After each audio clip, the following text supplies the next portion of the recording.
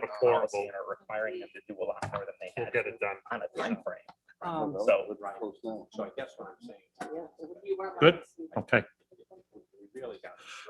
Welcome, everyone. Seems that we're back on schedule, and I appreciate everyone who is here, remains here. We have a quorum. Welcome to the May 24th meeting of Human Services Committee.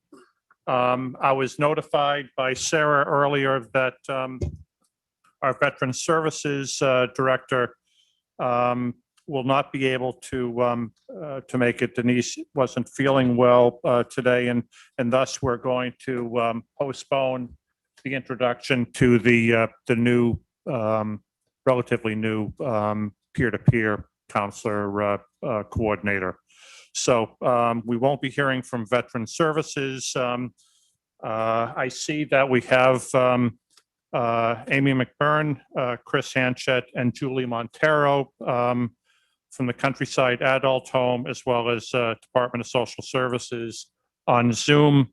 I will ask if we can do Countryside Adult Home agenda first. Let me ask that we have approval of the minutes from the prior committee meeting. Do I'll I make have that motion, Ben. Supervisor Frazier, do I have a second to that? Second. Supervisor Smith, thank you. So we've got just a couple of agenda items for Countryside, and I'll ask Amy if she could run through those. The first one is to create a position of case manager full-time and to delete the case manager part-time grade 14. So we have a notice of intent to fill the position of case manager full-time. Good morning, Amy. Good morning, everyone. Yes, just as Supervisor Driscoll just said, we've been unable to fill the part-time position. And we've been vacant almost the entire 6 months that we're going into the year. So we need to create a full-time, delete that part-time position. And the position is 50% reimbursable. Good. Does anyone have any comments or questions at this time? I'll bring the motion to them. Oh, yeah. Let's bring the motion to the floor. Thank you, Supervisor Smith. Any questions or comments that anyone would like to make to Amy?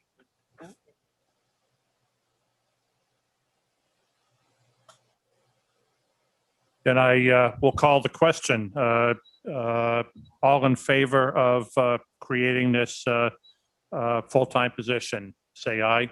Aye. Anyone opposed? Abstentions? So moved. Thank you.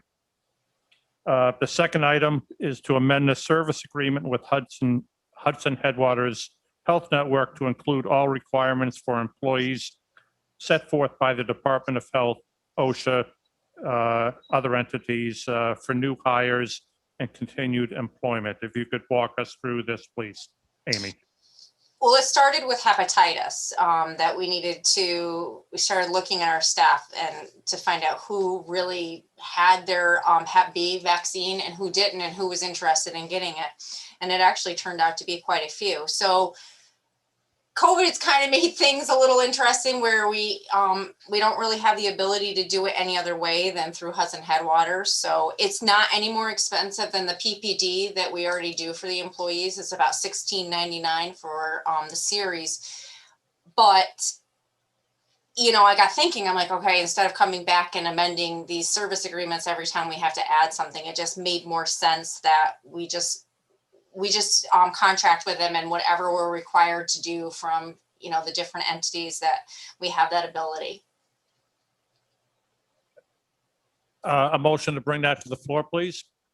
Supervisor McGowan, thank you. I'll second that motion. And Supervisor Frazier on the second.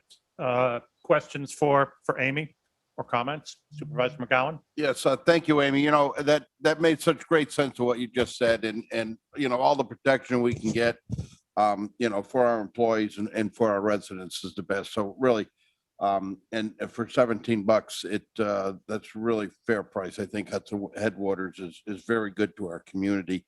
So, thank you. Thank you. So we've got that. Let me call the question then. All in favor? Aye. Any opposed? Thank you. So moved. Discussion items. We've got census and overtime reports. And just let me say, even though I'm not supposed to, I guess, say that I'm very impressed with the census numbers and the overtime numbers all of this year and really throughout the pandemic. But so if you could report on the census first, please. So for the last month of our day in April, our census was 35. I've actually since admitted another person, working on another one after that. So, I mean, yes, we continue to admit. That doesn't seem to be a problem. And then everyone's like thrilled to come to Countryside, especially, you know, being that we've been COVID free, you know, as far as the residents. That seems to be a really big ticket item right now, be able to say that. Can we get more money for that? You know, we probably should be able to, right?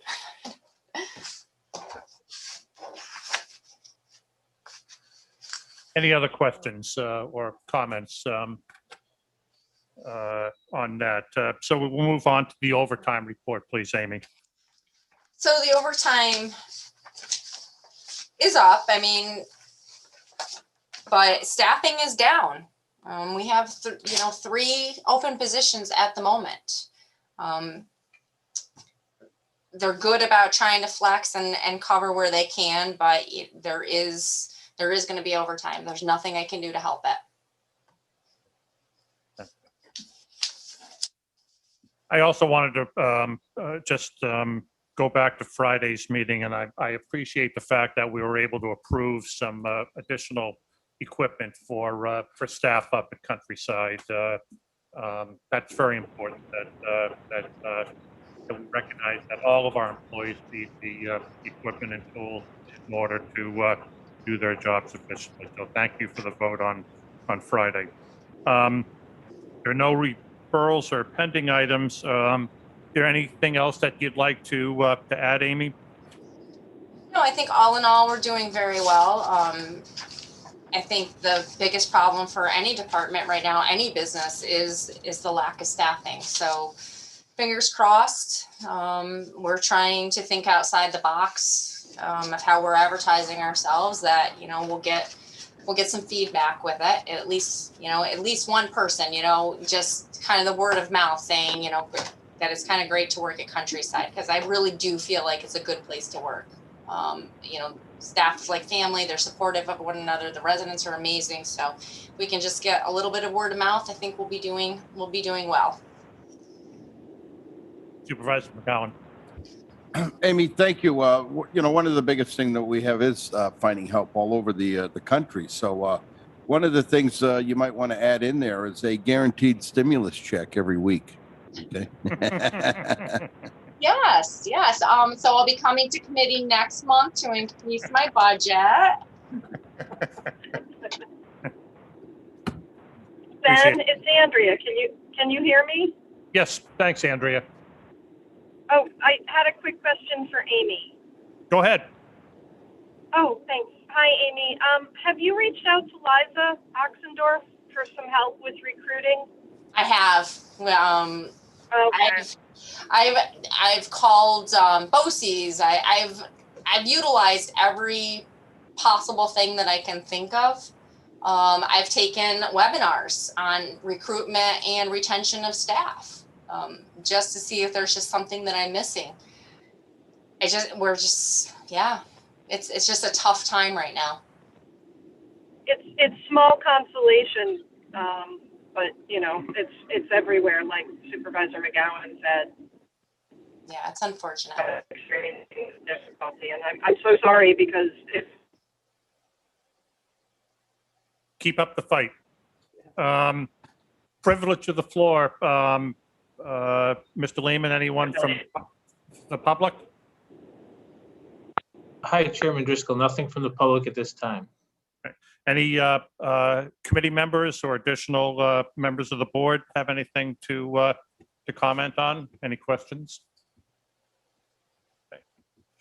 So we'll move out of Countryside and move into Department of Social Services, and we have both Commissioner Hanchett and Fiscal Director on with us, Julie and Chris. So Chris, you, let's see, we've got the personnel request. Why don't you, notice of intent to fill the vacant position of caseworker number 13 in the preventive unit, grade 16, step 7, base salary $43,390 due to a resignation effective May 28th of 2021. So something coming right up.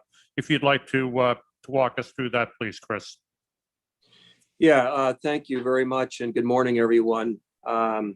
We have a couple of caseworker openings. We are presenting to the committee personnel request to fill a vacant position for caseworker 13, which is in our preventive unit. That is due to a resignation. They had this particular staff had chosen to do something else and is moving on.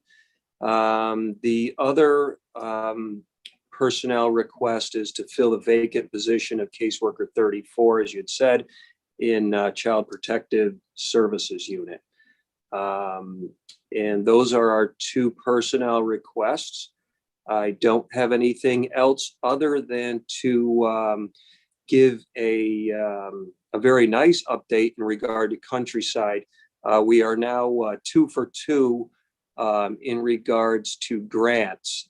We've got proof for our equal grant, and I got a very nice email from Chairwoman Sieber in which she forwarded a approval letter from Homes and Community Renewal for a $300,000 grant that we had applied for through the New York State Community Development Block Grant.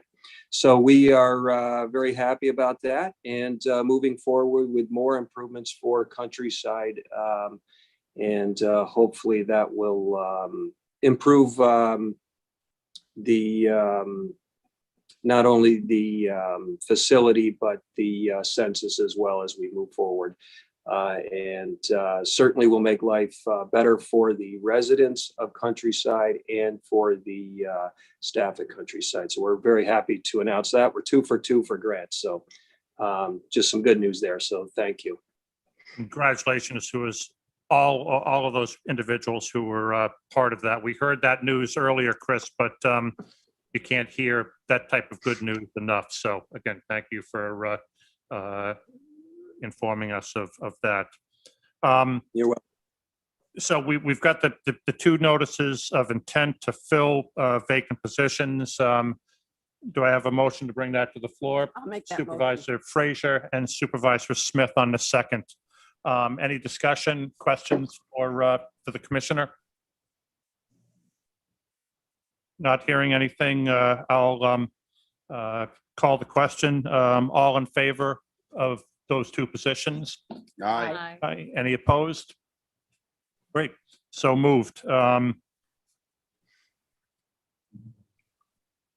We don't have any other discussion items, but I certainly appreciate reading Julie Montero's finance report every month. And if you could just highlight any anything in particular that you'd like to, Julie, we would appreciate that. Thank you.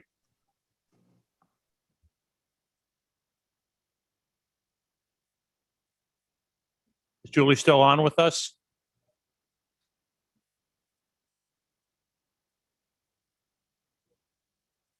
Does anyone have any questions on the finance report that possibly Chris could take from us? Hello, I think Oh. I'm here. Okay, Can you great. hear me? Yep, yep, we can. Okay, sorry about that, this iPad. right.